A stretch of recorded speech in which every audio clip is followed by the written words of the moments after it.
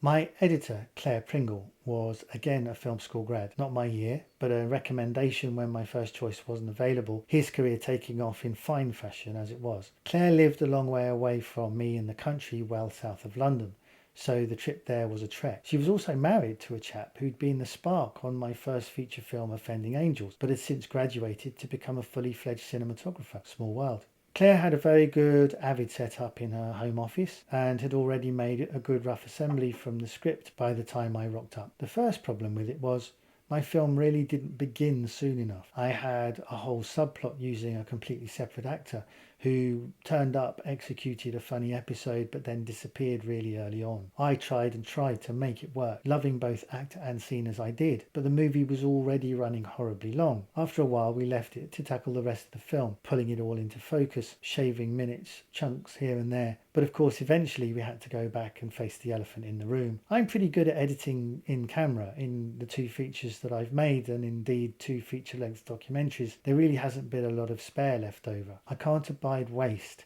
I hate the idea of shooting more than I need to, writing more than is required to get the story across. It's such a waste of time and effort to organise and shoot, only to lose it in the edit. Anyhow, I could feel Claire was getting more and more agitated. She'd said previously that we could just cut this whole comedy guest section out, and thus cut this actor from the film entirely. But I rejected her suggestion out of hand. However, having now returned and having a clear grasp of the shape of the rest of the film as we went on, I couldn't see where else we'd possibly lose 15 minutes. So as I was leaving one evening, I said to her, "Okay, do it and show me your version of the opening in the morning." She knew how hard it was for me to say that.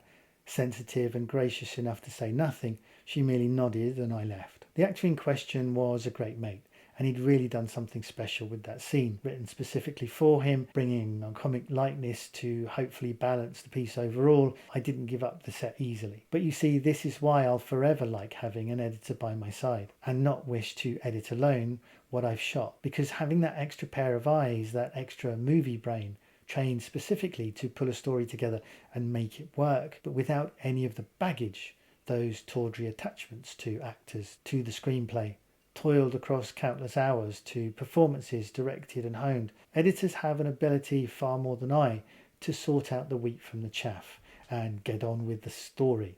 Allow the story to free itself of the spare, the gratuitous, the leaden. And that's exactly what Claire did. I came back in the morning and lo and behold, it was seamless. It was smooth, it sparkled with energy. If you didn't know that that scene ever existed, you would never miss it. The opening ran perfectly, and she'd also sliced 17 minutes off the runtime. "That's great," I said, and we never spoke about it again. God bless her ability and patience with me. What I'll also say about NFTS editors is their real quality. After suffering in drawn-out, interminable silence with Offending Angels, and a newbie editor who not only struggled with the instrument but didn't have the vocabulary, working with film school grads was both a revelation and a pleasure. There was never a worry that something wouldn't be done or deliverables were missed. It was all technically super proficient, and Claire was no exception.